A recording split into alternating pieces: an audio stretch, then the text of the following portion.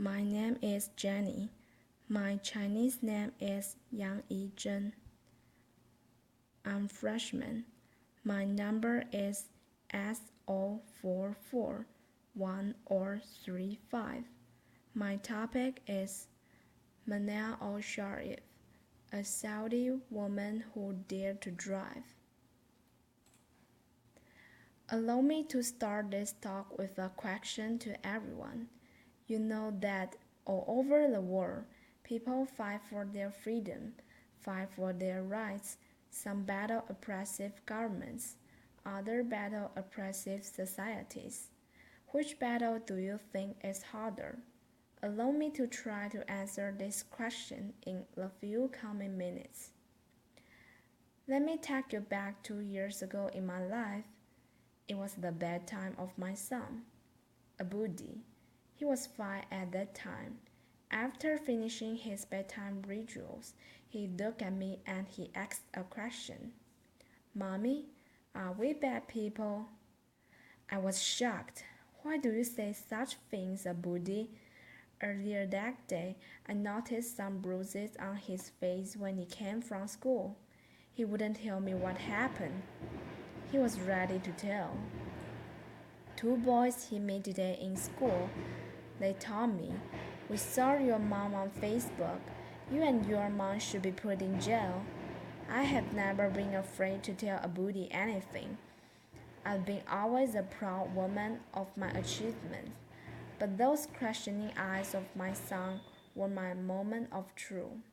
When it all came together, you see, I'm a Saudi woman who had been put in jail for driving a car in a country where women are not supposed to drive cars. Just for giving me his car keys, my own brother was detained twice, and he was harassed to the point he had to quit his job as a geologist, leave the country with his wife and 2-year-old son. My father had to sit in a Friday sermon listening to the imam condemning women drivers and calling them prostitutes amongst tons of worshippers. Some of them our friends and family of my own father. I was faced with an organized defamation campaign in the local media combined with false rumors shared in family gatherings. In the streets and in schools, it all hit me. It came into focus that those kids did not mean to ruin my son. They were just influenced by the adults around them, and it wasn't about me, and it wasn't punishment for taking the wheel and driving a few miles. It was a punishment for daring to challenge the society's rules. But my story goes beyond this moment of truth of mine. Allow me to give you a briefing about my story. It was May 2011, and I was complaining to a work colleague about the harassment I had to face trying to find a ride back home. Although I had a car and an international driver's license, as long as I have been known, women in Saudi Arabia have been always complaining about the ban. But it's been 20 years since anyone tried to do anything about it, a whole generation ago. He brought the good bad news in my face, but there's no law banning you from driving. I looked it up, and he was right. There wasn't an actual law in Saudi Arabia. It was just a custom and traditions that are enshrined in rigid religious fatwas and imposed on women. That realization ignited the idea of June 17th, where we encourage women to take the wheel and go drive. It was a few weeks later. We started receiving all this. Man wolves will rap you if you go and drive. A courageous woman. Her name is Naja Hariri. She's a Saudi woman in the city of Jeddah. She drove a car and she announced, but she didn't record a video. We needed proof. So I drove. I posted a video on YouTube And to my surprise, it got hundreds of thousands of views the first day. What happened next, of course? I started receiving threats to be killed, raped, just to stop this campaign. The Saudi authorities remained very quiet. They really creeped us out. I was in a campaign with other Saudi women and even men activists. We wanted to know how the authorities will respond on the actual day, June 17th, when women go out and drive. So this time I asked my brother to come with me and drive by a police car. It went fast, we were arrested. So I pledged not to drive again, released. Arrested again, he was sent to detention for 1 day, and I was sent to jail. I wasn't sure why I was there because I didn't face any charges in the interrogation, but I was sure of my innocence. I didn't break a law, and I kept my abaya. It's a black coat we wear in Saudi Arabia before we leave the house, and my fellow prisoners kept asking me to take it off. But I was so sure of my innocence, I kept saying, "No, I'm leaving today." Outside the jail, the whole country went into a frenzy.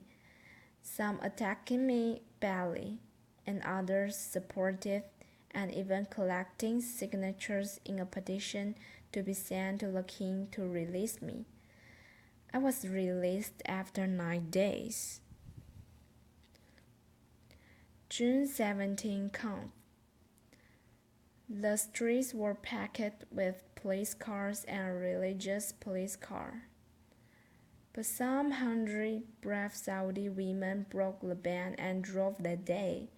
None were arrested. We broke the taboo. So I think by now everyone knows that we can't drive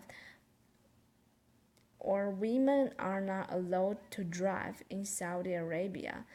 But maybe few know why. Allow me to help you answer this question. There was this official study that was presented to the Shura Council. It's the consultative council appointed by the king in Saudi Arabia, and it was done by a local professor, a university professor. He claims it's done based on UNESCO study, and the study states the percentage of rape, adultery, illegitimate, illegitimate children, even drug abuse, prostitution in countries where women drive is higher than countries where women don't drive. I know I was like this. I was shocked. I was like, we are the last country in the world where women don't drive. So if you look at the map of the world, that only leaves two countries, Saudi Arabia and the other society is the rest of the world. We started a hashtag on Twitter marking the study, and it made headlines around the world. And only then we realized it's so empowering to mock your oppressor. It strips it away of its strongest weapon, fear. This system is based on ultra-conservative traditions and customs that deal with women as if they are inferior and they need a guardian to protect them. So they need to take permission from the guardian, whether verbal or written, all their lives. We are minors until the day we die, and it becomes worse when it enshrouded in religious faith was based on wrong interpretation of the Sharia law or the religious laws.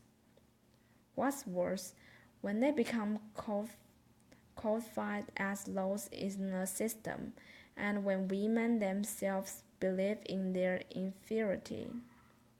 And they even fight those who try to question these rules. So for me, It wasn't only about this attack I had to face. It was about living to totally different perception of my personality, of my person. The villain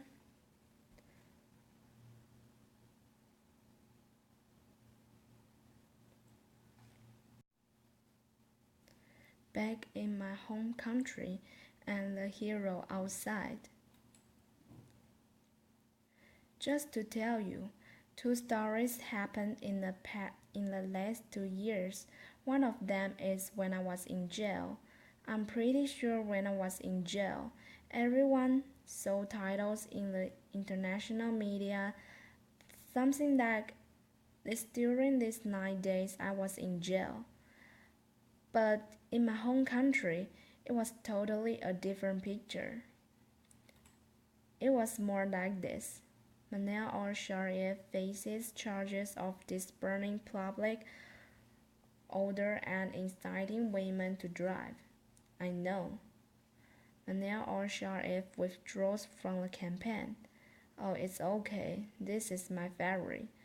Manal al-Sharif breaks down and confesses foreign forces inside me. And it goes on, even trial and flogging me in public. So it's a totally different picture. I was asked last year to give a speech at the Oslo Freedom Forum. I was surrounded by this love and the support of people around me, and they looked at me as an inspiration. At that time, I flew back to my home country. They hated the speech so much, the way they called it, a betrayal to a Saudi country and the Saudi people. And they even started a hashtag called Oslo Trader on Twitter. Some 10,000 tweets were written in that hashtag, while the opposite hashtag, Oslo Hero, there was like a handful of tweets written. They even started a poll. More than 13,000 voters answered this poll, whether they considered me a traitor or not after that speech. 90% said yes, she's a traitor. So it's these two totally different perceptions of my personality. For me, I'm a proud Saudi woman and I do love my country. And because I love my country, I'm doing this. Because I believe a society will not be free if the women of that society are not free. Thank you. Thank you. But you learn lessons from this thing that happened to you. I learned to be always there. The first thing, I got out of jail. Of course, after I took a shower and went online, I opened my Twitter account and my Facebook page. And I've been always very respectful to those people who are pointing to me. I will listen to what they say, and I will never defend myself with words only. I will use actions. When they said I should withdraw from the campaign, I filed the first lawsuit against the General Directorate of Traffic Police for not issuing me a driver's license. There are a lot of people also, very big support, like those 3,000 people who signed the petition to release me. We sent a petition to the Shura Council in favor of lifting the ban on Saudi women, and there were like 3,500 citizens who believed in that and they signed the petition. There were people like that. I just showed some examples who are amazing, who are believing in women's rights in Saudi Arabia and trying. And they are also facing a lot of hate because of speaking up and voicing their views. Saudi Arabia today is taking small steps toward enhancing women's rights. The Shura Council that's appointed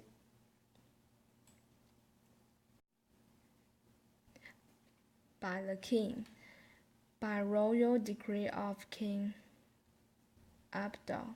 Last year, there were 13 women assigned to that council, like 20% of the council.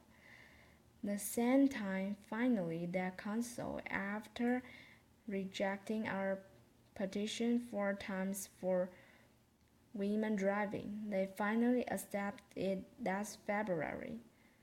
After being sent to jail or sentenced lashing or sent to trial, the spokesperson of the traffic police said, "We will only issue traffic violation for women drivers." The Grand Mufti, who is the head of the religious establishment in Saudi Arabia, he said, "It's not recommended for women to drive. It used to be haram, forbidden by previous Grand Mufti. So for me, it's not about only these small steps, it's about women themselves." A friend once asked me, she said, "So when do you think this women driving will happen?" I told her, "Only if women stop asking when and take action to make it now."